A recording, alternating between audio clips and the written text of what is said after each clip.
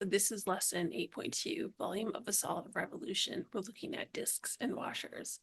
Students will use the disk method to find the volume of a solid formed by revolving a region about an axis. Use the washer method to find the volume of a solid formed by revolving a region about an axis as well.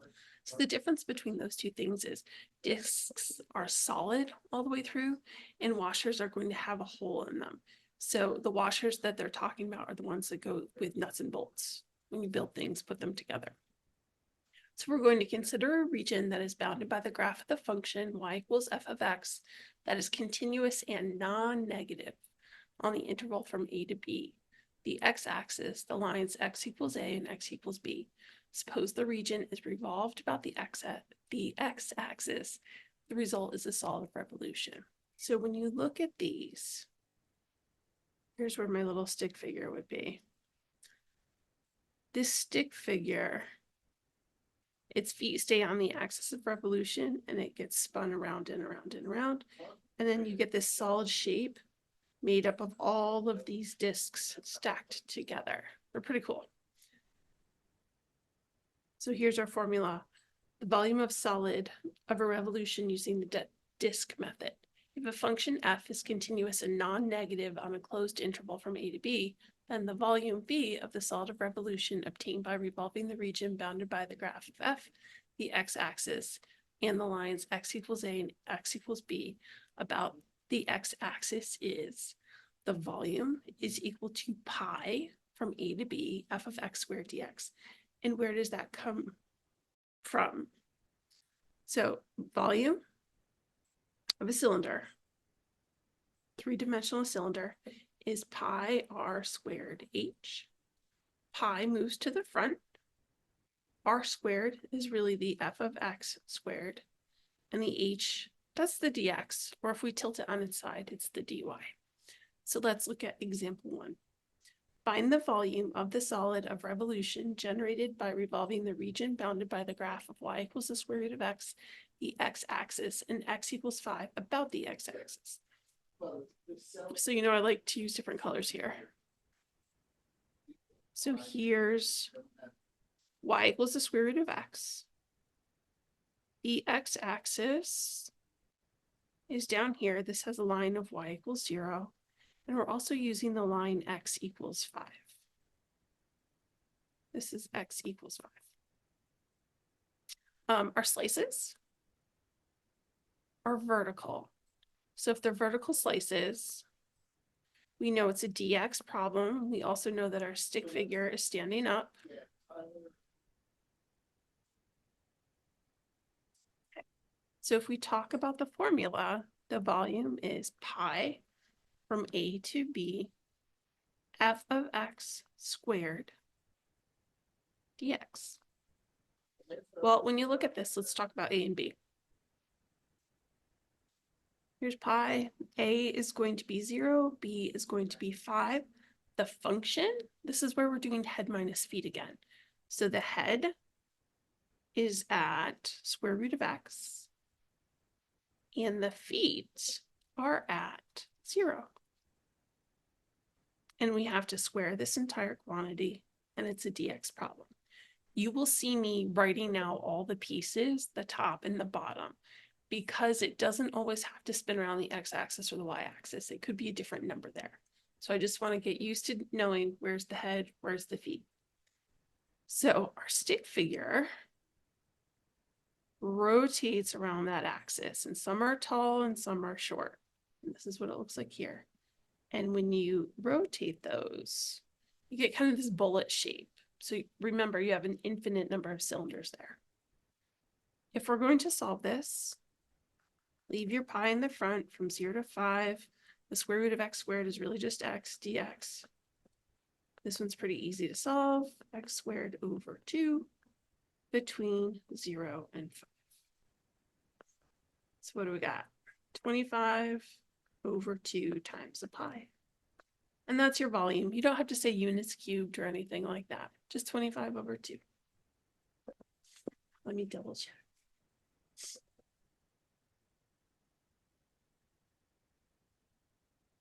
25 over 2 pi. Excellent. Just be comfortable. Sometimes you will have that pi being multiplied through and sometimes you don't. Example 2, find the volume of the solid of revolution generated by revolving the region bounded by the graph of y equals x cubed. As a reminder, that kind of looks like this. I probably didn't draw it steep enough, but that's okay. The x-axis, this is really y equals 0. X equals -1. I'm going to span this out a little bit. X equals -1. And x equals 2. There's 2 about the x-axis. All right, this one's a little bit different. Okay, so I just had to double check my answer. This region that we're spinning is here and also here. I know that feels a little bit weird. We are going to revolve around the x-axis. That means we're perpendicular to the x-axis. So this is going to be a dx problem. So our little stick figure is right here. This one's going to be upside down. That's okay.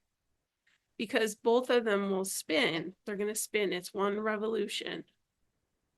And it will create that solid figure that we have. So this one's going to be kind of narrow over here, kind of bigger over here. This is kind of the shape that you're going to get. That hamster that runs that thing, it only runs. There we go. I know that's not a great picture, but let's see what we got. So we know that this is going to be a disk. So the volume is pi from A to B, f of x squared dx. A and B are given to us. We want the x values. We're going to use -1 to 2. The function inside is x cubed. So this is x cubed, and then we're going to square it, and this is dx. So if I simplify those exponents, this is x to the 6th, -1 to 2 dx. My antiderivative is x to the 7th over 7 between -1 and 2. So my volume is pi 2 to the 7th over 7 minus -1 to the 7th over 7. I can leave pi in front of the whole entire thing. And when I'm finished, the answer is 129 over 7.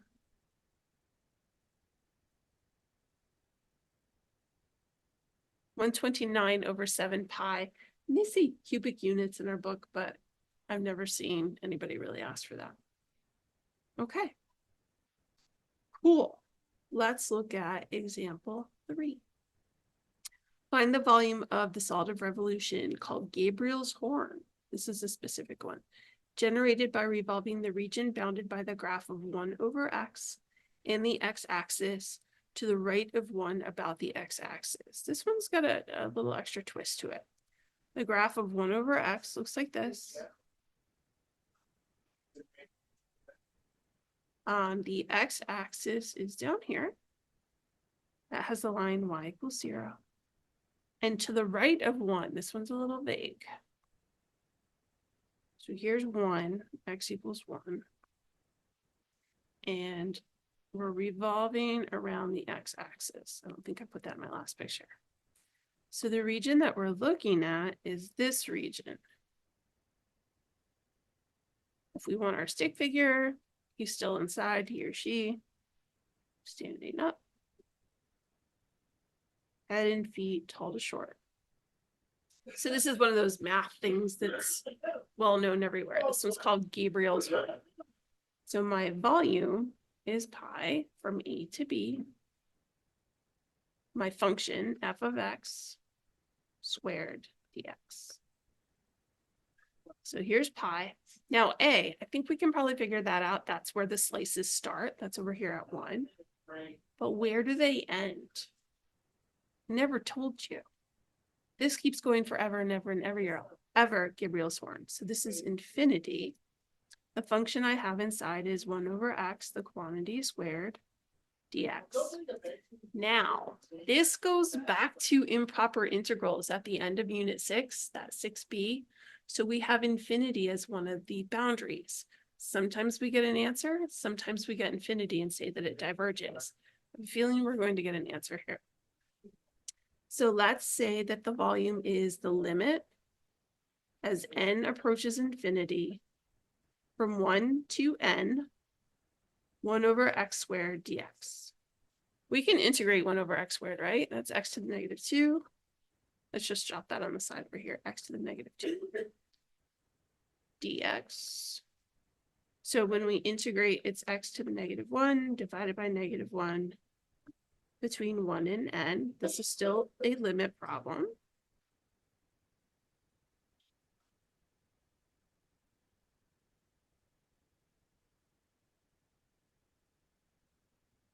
So this is negative 1 over x between 1 and n. When I put those things in, sorry, I'm out of space. I hope that yours still fits. Got negative 1 over n minus negative 1 over 1. So this becomes negative 1 over infinity plus 1. 1 over infinity, positive, negative, any number. We know back from limits that this starts to approach the value of 0. We have a plus 1 on the end. So this has a volume of 1 cubic unit. Pretty cool, right? Yeah. We could also rotate around the y-axis. Functions can be rotated around the y-axis as well. So we can take that whole figure and tilt it on its side. So now we're rotating around the y-axis. If we do that, this becomes, guess what? A dy problem. So our stick figure's on the side. He or she is going to rotate around and you get this solid shape. And you get lots and lots and lots and lots of layers of this. And that becomes your solid. So for example 4, we're going to find the solid of revolution generated by revolving the region bounded by y equals x cubed. That looks like this. 2 goes up to 8. I'll try to do it a little more accurately this time. So this is y equals x cubed. Next up is the y-axis. The equation of the y-axis is not y equals 0, it's actually x equals 0. Then we have the 2 lines y equals 1. And also y equals 8, that's up here. And we're going to rotate this around the y-axis. So the region that's being rotated is in here. I'm sure that you can see it. What do we need to do? Same equation. The volume, and this is a disk, is going to be pi from A to B. Our functions inside, you can kind of think of this as the radius. Actually, I like that better. This is our radius squared. And because we're sideways, it's dy. So all of the figures look like this. Remember, head goes to the right. So volume, pi, A to B, I think we can see are 1 to 8.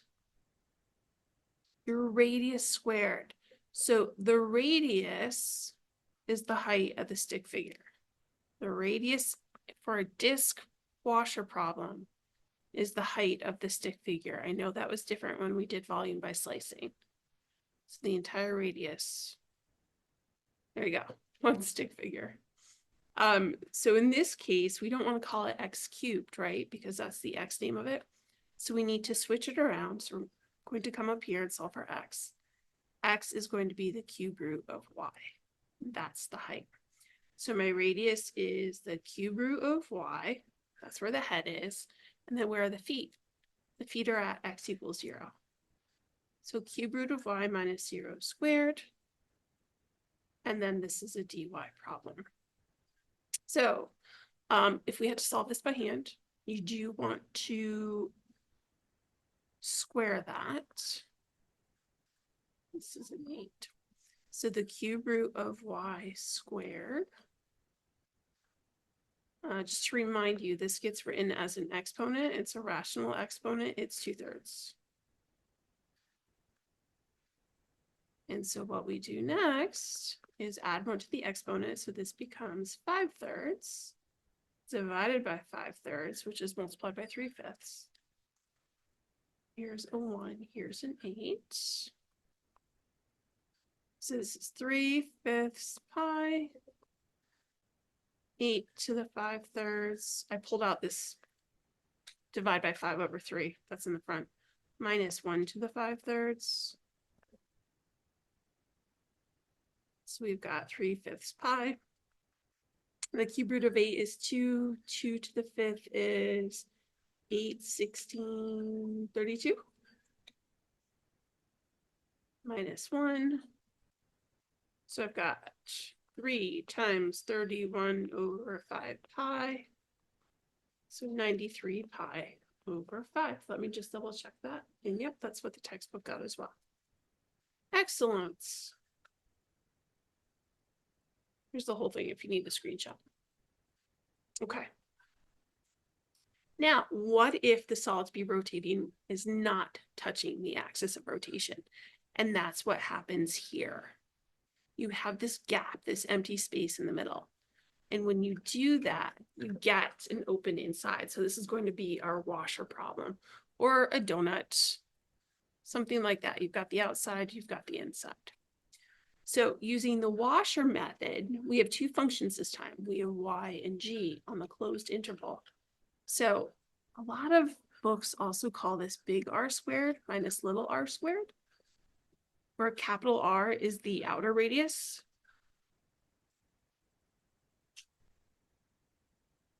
I think I started to spell otter there. And lowercase r is the inner radius. Okay, so we want to draw this. What do we have? We have 2 over x. Looks very similar to the 1 over x graph. That's this. We also have y equals 3 minus x. We know that's a line. 1, 2, 3. Goes down 1, right 1. That's our line. And we're going to revolve this around the x-axis. So the x-axis is down here. Here's where we're going to revolve it. Now, for these problems, you have to take the outside minus the inside. We actually have 2 stick figures. So you have a taller one that goes to the outside picture. And then you have a shorter one that stays on the inside. So when we set up our equation, the volume is pi, the integral from a to b, capital R squared minus lowercase r squared, big radius minus little radius. And because these are vertical slices, this will be dx.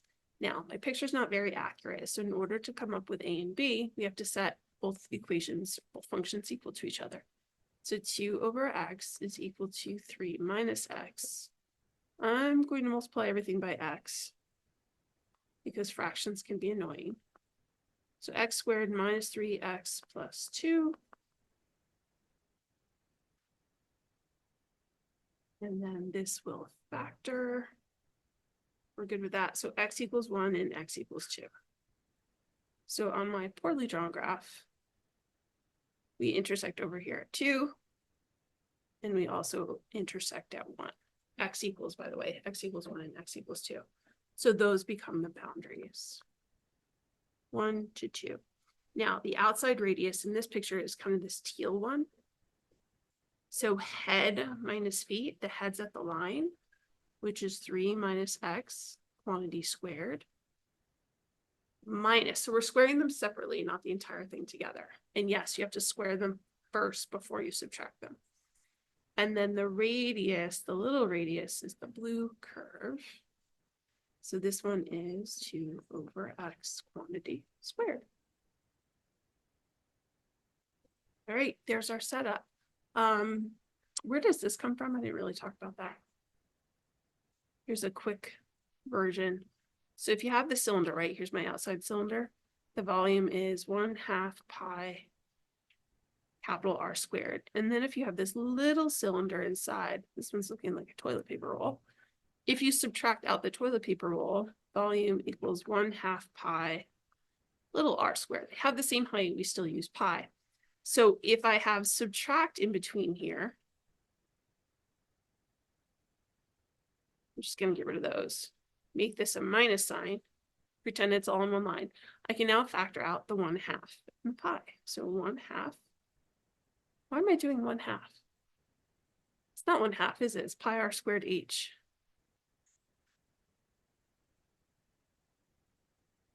You were probably correcting me already. They have the same height. All right, let's try again.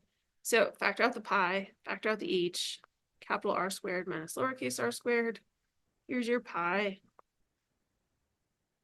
I move the h to the end and call it dx, and here's my integral. So that's where the formula comes from. And yes, you do have to have it memorized, unfortunately, but you can do it. So here's pi, 1 to 2. We would FOIL these out separately. So this would be 9 minus 6x plus x squared. This is a minus 4 over x squared. Could you go through all of these, find the antiderivatives, and put in those boundaries? You sure can. I'm going to jump to the answer to save us a little bit of time. But you can check with Math 9.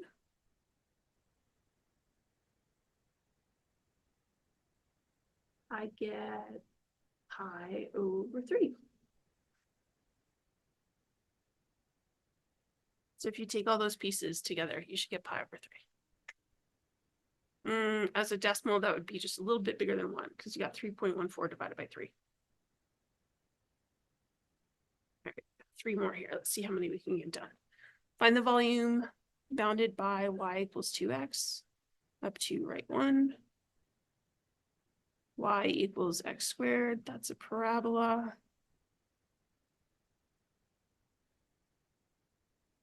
We're going to go around the y-axis. That's this one. So because we're going around the y-axis, they are perpendicular to the axis of rotation always. Discs and washers are always, always, always perpendicular. We're going to skip the lesson on shells. Those are parallel. They're a little bit different. But discs and washers. We have 2 stick figures. We're lying on the couch this time. So the pink is my outside one. And the black is the inside one. Okay. So my volume is going to be pi, a to b, outside radius squared minus inside radius squared. We're lying on the couch, so this one's DY. A and b we don't know right away, so we're going to have to set the 2 functions equal to each other. So 2x is equal to x squared. Don't divide by x, you will lose one of the answers. It will eliminate and it will not work as well. So I have x equals 0 and x equals 2. The problem is this is a dy situation. So I don't want the x values. I want the y values. So if x equals 0, I know that y is going to be equal to 0. I can put it into either equation. And if x equals 2, I know that y is going to be equal to 4. So these are the 2 ordered pairs that we have. So if I want the y values, they're 0 and 4. The outside radius is definitely the parabola, but we don't call it x squared. We have to solve for x. X is the square root of y. Good. The inside radius is this one, right? We don't want to call it 2x. We have to solve for x. X is equal to y over 2. Quantity squared dy. I would probably simplify this before I tried to do it by hand or even use Math 9. The square root of y squared is y. This is y squared over 4, and it's a dy problem. You could do both of those antiderivatives by hand. Again, I just want to save us a little bit of time. This one's going to be 8 pi over 3. And I didn't, because this is a video, I didn't get to ask you what this looks like. But if you were to sketch this, it would be kind of a cup. So that parabola piece would rotate around and kind of make a cup. And the inside would look like a funnel with straight sides. Kind of like this. So you'd have this kind of funny cup where the outside is very, very round and then the inside is a straight funnel. Love this unit. It's my favorite. Example 7. Find the volume if the solid generated by revolving the region bounded by the graph of y equals 2x and y equals x squared around the line y equals -5. So that is up above. Same picture.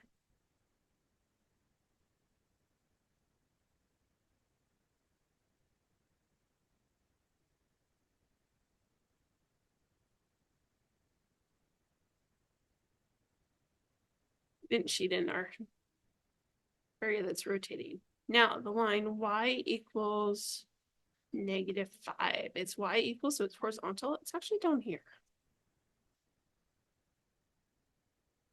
So this entire piece in green is going to rotate around this line.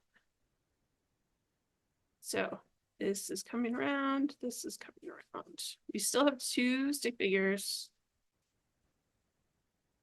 The one to the line is fairly tall. The one down here with the parabola is a bit shorter. My pictures can get a little bit crazy, but hopefully you can still see what's going on. The volume here is pi.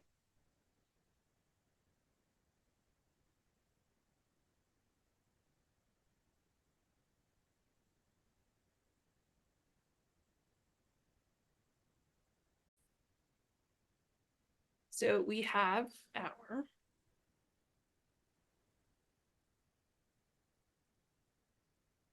our picture ready to go. We have volume equals pi.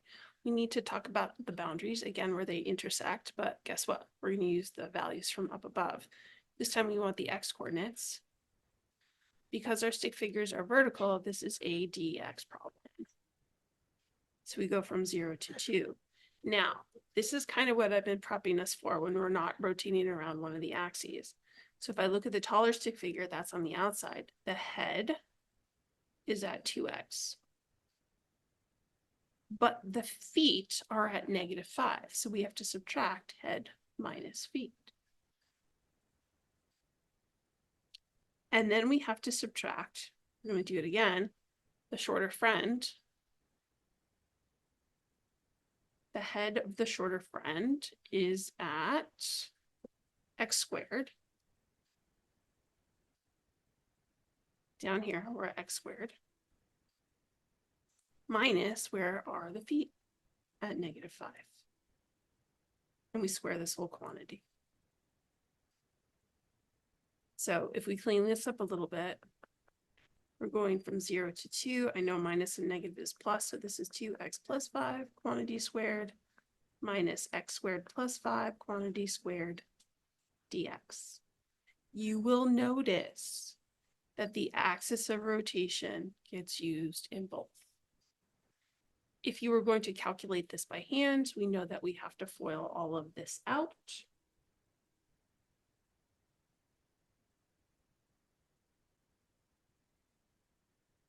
You would have to FOIL all of this out, but I don't want to do that. I'm going to jump right to my calculator. And I'm going to get 88 over 5 pi cubic units. You can do math 9 and then test to make sure that you got the same thing. Number 8 is the same picture again.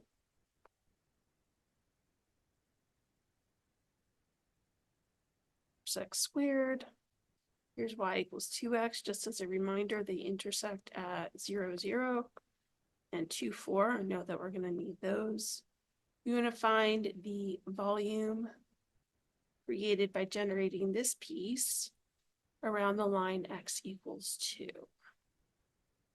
So x equals 2 is over here. So we're going to rotate around this line. We are perpendicular to the axis of rotation, so we're lying on the couch. Still going to keep the head to the right. This one looks a little bit different though. Here's my other stick figure. So this time the heads are at the same place instead of example 7 where the feet were, but that's okay. Pi, you know this is dy. We want the y values, so we'll go from 0 to 4. The outside radius is the one that's in black, so we're going to go from the head, which is at 2. to the feet, we need the y version of this. So x equals y over 2. So I'm going to say 2 minus y over 2, quantity squared, minus, where's that head again? The head's at 2, minus where are the feet? We're going to rewrite this one. This is x equals square root of y. So 2 minus root y. This whole quantity is also squared. We don't have double negatives here. That's okay. Our stick figure can spin around on their head. That's okay. If you were going to foil this by hand, or excuse me, solve this by hand, you would have to foil it out. But let's save ourselves a little bit of work. I'm assuming that you can figure out that piece. And for this one, we got 8 over 3 pi. And so there's our answer. This one, when we rotate it around, is going to look like an upside down cone on the outside. And then the inside is kind of a funnel with a curve. Like this. But that's how you find the volume. I think these are really cool. Good luck. Let me know what questions you have.